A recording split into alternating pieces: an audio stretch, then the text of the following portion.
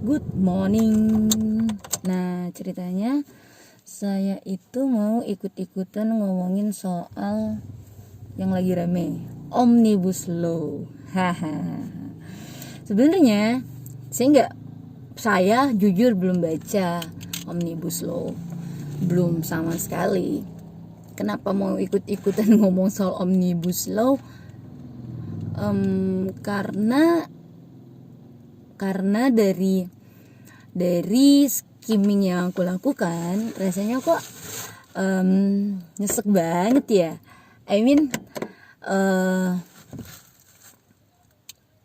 Banyak temen-temenku yang nge-capture kan part-part dari undang-undang Omnibus Law yang berkenaan dengan profesi mereka, dan itu membuat saya sadar bahwa walaupun saya belum membaca Omnibus Law secara keseluruhan, bahwa enggak kok, ini bukan demo-demo pesanan, ini emang suara grassroots. Ada yang tersakiti di sana, bukan sekedar ada, tapi emang banyak yang tersakiti.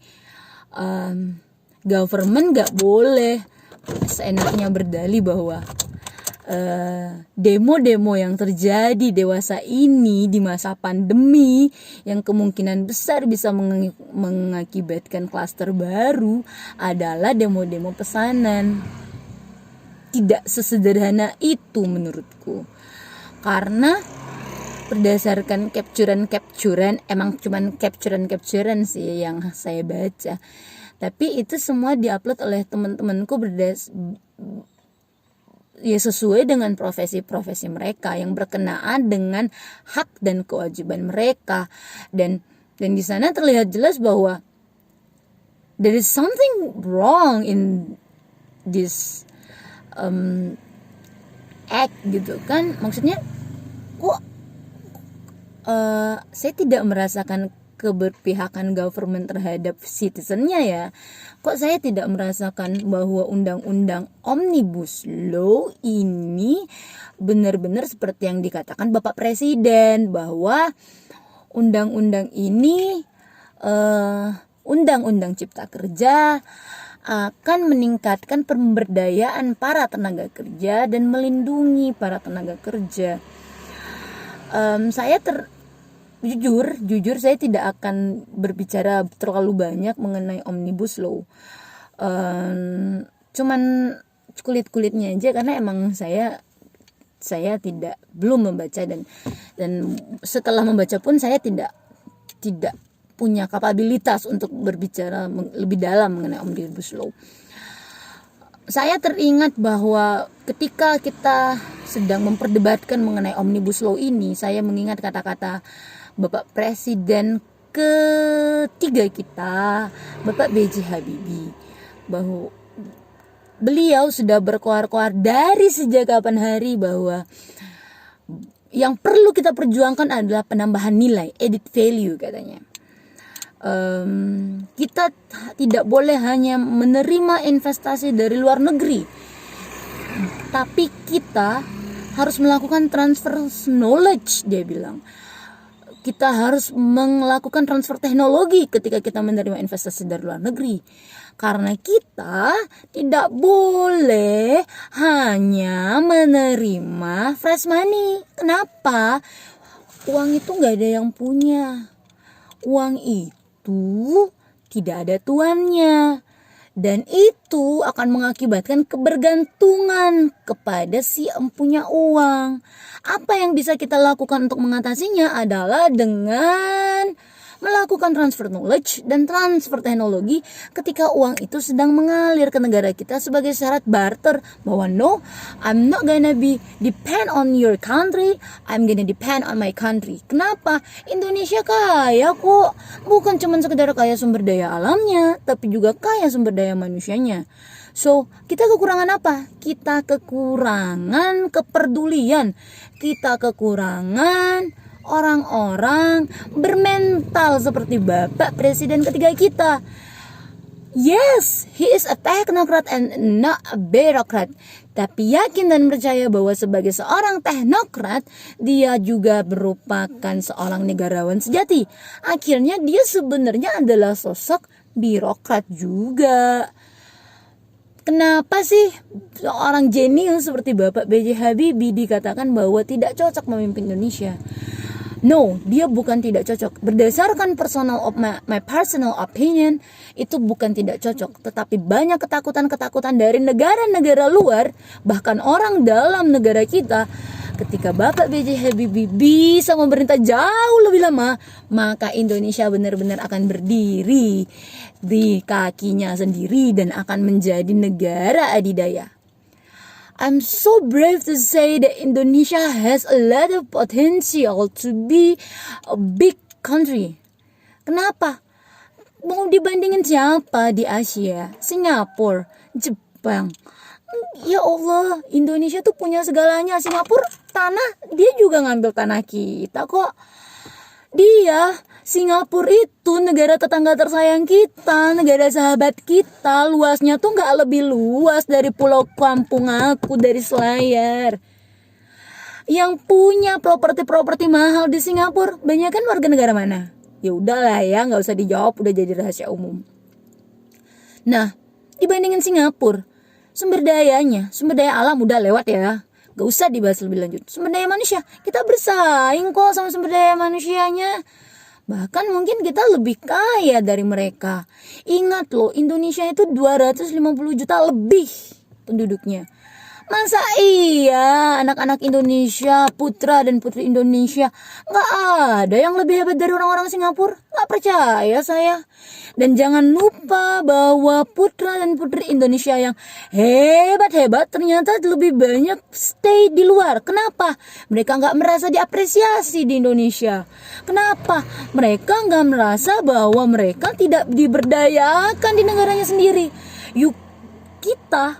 Kita yang ada di Indonesia tidak bisa menyalahkan teman-teman kita yang lebih memilih untuk stay di luar karena mereka lebih merasa dihargai di sana.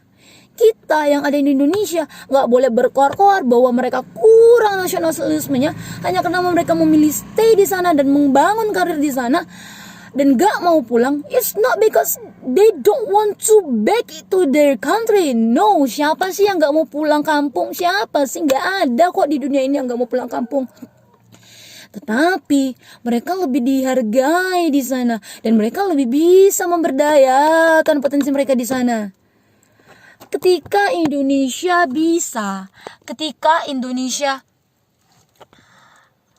Indonesia bisa menghargai putra dan putrinya, saya yakin bahwa tidak ada satupun warga negara Indonesia yang akan stay di luaran ketika bangsanya memanggil. Tidak akan. Mereka mengembangkan karir di luar, mereka menuntut ilmu sampai keluar. Itu juga niatnya pasti yakin dan percaya saya bahwa untuk membangun bangsanya. Karena mereka lelah melihat hal-hal yang menjengkelkan tapi gak bisa diubahnya dengan gampang, dengan mudah, dengan kapasitas yang dia miliki saat itu. Kenapa saya ngomongnya belak-belakan? Kenapa saya ngomongnya frontal? Karena itu yang saya rasakan selama saya hidup negara ini. Bahwa negara kita adalah negara legitimasi. Harus ada hitam di atas putih untuk membuktikan siapa kamu. Untuk membuktikan seberapa kompeten kamu. Untuk membuktikan bahwa kamu layak untuk di negara ini. Maka kamu harus memiliki yang namanya gelar. Bukankah di dalam Islam Nabi kita, Nabi Muhammad SAW selalu mendengarkan setiap perkataan orang, tidak peduli dari mana perkataan itu, yang penting perkataan itu mengandung kebenaran. Bukankah itu adalah sifat yang patut untuk diteladani? Bahwa kita tidak bisa hanya menjudge seorang dari gelarnya, dari background pendidikannya, dari status sosialnya, dari tingkat kekayaannya. Tidak, we can't do that. Kita harus menghormati setiap insan, kita harus menghormati setiap manusia, kita harus menghormati orang-orang di sekitar kita, tidak peduli terhadap background pendidikan, tidak peduli terhadap status sosialnya. Bukankah manusia memiliki harkat dan martabat yang sama di depan mata yang maha kuasa? rada-rada emosi. Gak emosi, ini gara-gara belum breakfast aja. Jadi agak asam lambungnya agak tinggi. Jadi ngomongnya harus ditekan-tekan biar nggak naik gitu ya. So aku nggak marah, aku nggak kecewa. Kecewa dikit. Karena saya merasa bahwa kasarnya nih Indonesia mau memboikot semua negara yang ada di dunia, Indonesia bisa hidup kok. Kenapa? Kita komplit kok negaranya. Kita bisa menghasilkan makanan dari pertanian dan perkebunan sendiri. Kita memiliki perikanan dan kelautan yang wow, dan kita memiliki sumber daya air, sumber daya udara, sumber daya lengkap pokoknya. Kamu Indonesia, negaraku tercinta, ibu pertiwiku, mau memboikot dirimu atau mau memboikot negara-negara di luar sana, bisa, kita bisa hidup kok. Kita nggak perlu bergantung terhadap ekspor impor, enggak, kita bisa hidup sendiri.